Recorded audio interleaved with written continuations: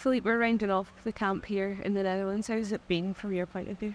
It's been a really good camp, good circumstances. We had everything for ourselves here, so nobody to bother the players in between trainings or anything. It was really good for the group, for the new lads to come in and to be 24 hours, 7 days long together, and it was a really good atmosphere. They worked really hard. In between, they took the treatment with the physios. All the facilities were here to do that. We had good pitches to train.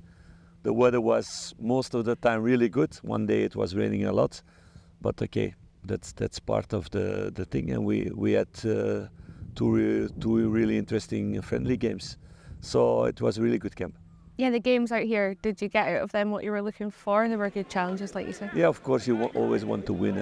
We're all winners, but it's pre-season now. It's about giving everybody chances, and also building up playing minutes for the players. So players are not ready to play 90 minutes fully now, and to do all the trainings, not possible. So you need to put that in perspective. But you see every game the team growing, and that's the most important, and the squad growing. And beside of that, it was also important to have with all the players, so all 30 that were here, individual talks during this week. So it's been a very intensive week. So we had almost every evening these individual talks. So it were days from 7:30 until 11, 12 o'clock for the staff. So everybody's quite tired now, but that's the meaning of a training camp. Yeah, as a manager, how important are those individual talks for you and getting to know the player as well? It's crucial. Most of the guys I knew from the last 7 months, but it's to put everything clear, to speak about working points. It's also to speak about the good points, to speak about everything that we expect for the season from them. And it's also talks both ways. So we know also more what lives in the team and with the players to make things better in the club and with them and with the group. The new players, how have they been settling in so far? Yeah, super. So in that way, the squad has been really good. Also last season, of course, quite some players left already from the experienced guys. Like Lunny was important in that, and Ryan Jack and Borna and John McLaughlin. So experienced players. So we had to rebuild in a way to make the squad younger again. But they're settling really well. So you see it already on the pitch with several guys, and you see also with the individual talks, they feel adapted really fast, they feel integrated really fast because they're welcomed in a really good way by the players, but also all the staff. In that way, it's also important. The physios, the doctor, people from performance, the technical staff, they've been really well with the players. I know we spoke yesterday about some of the academy players as well who've made the step up this camp. How satisfied have you been with how they've dealt with that? Really good. So most of them I knew really well because players like Robbie Fraser, Cole McKinnon, they get already playing minutes at the end of last season because they were training a lot with us. For Findlay, it was a new thing, but he did really well. Doesn't mean that he's ready already to be with the first team all the time, but it's a really good first step, and he's really motivated to come back, and that's the thing we want, to give them chances to make this step in between first team and the academy, step by step, that they can adapt. So for him it was an amazing experience. Heading back to Glasgow now, what's next for the squad? What does the next week or so look like? Tomorrow it will be a day off. I think everybody needs, because we've been now working 2 weeks without a free day, and everybody needs some energy again. And on Tuesday it will be training for part of the group. Part of the group will play a game against the second team of Leeds, and then we're going to build towards the game on Saturday against Manchester United.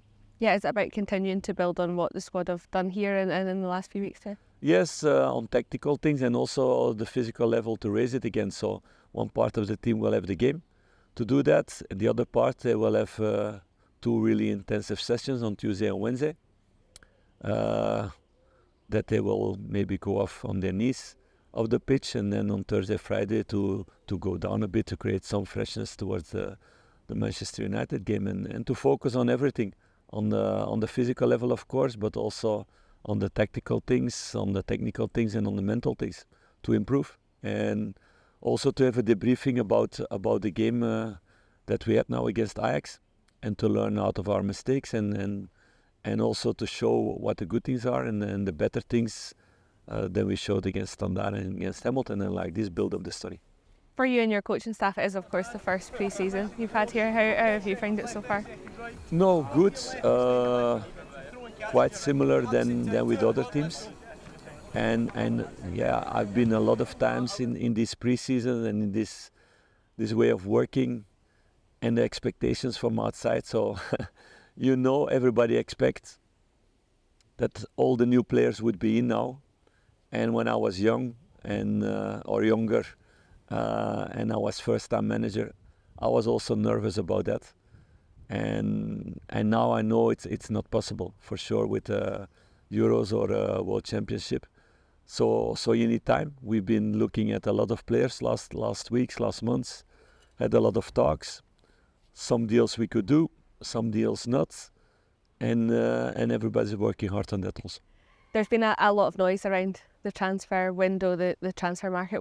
How do you assess where you are at this moment with the squad and where you have been with the transfer business? We're not there where we want to be end of August, but I don't think it's in one team in the world the case, and I know everywhere supporters want that, but it's not possible.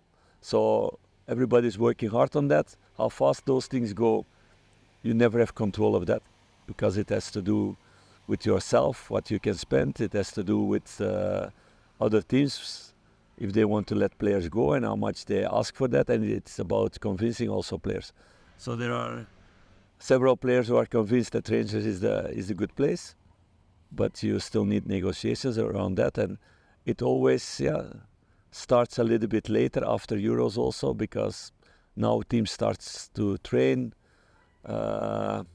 manager give chances to players, and a little bit later on it will be more clear which players can stay or can go somewhere. So you never know how fast things go, but I'm not a young manager anymore, so I know that that's reality, and we work hard with the players who are in the building. That's really important, and to be ready with everybody who's in the building.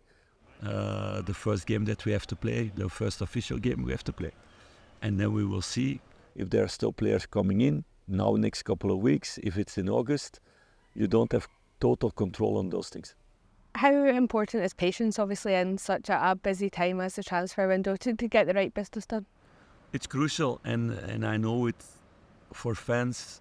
It's a little bit like playing Football Manager or PlayStation. So you think everything is possible and at the moment, but that's not the reality. I think the most important thing is that everybody is aligned about the plans, the board, recruitment, me, the staff, about what profiles we need to grow as a club, to become better, and not only short term but also long term. That's an important thing that people need to understand also. There are several older players who left the club, who are not at their peak anymore, like Sean McLaughlin, like Borna Barisic, like Ryan Jack, and they're replaced already by young, talented people who do already good things. And like I said the last week also to the journalist, there are some who are more longer term, like Clinton Yasala. He will not be ready directly from the start, and you have others who can step in directly but will grow and will become better next couple of years, like Conor Barron, like Yeftin. So those are all different things. I think the best example in that way is Diomande. He came in January as a young, talented player who can grow in this club, who can be important, who will be important. And if you see the game of yesterday, for me, he was the best player on the pitch against Ajax from the two teams. So those will be the players who will be big assets for the future also. That one moment you can sell them, and because of that, you can raise your budget. So those are things we need to look at, not only short term, but long term. And everybody's aligned about that, and that's a crucial thing.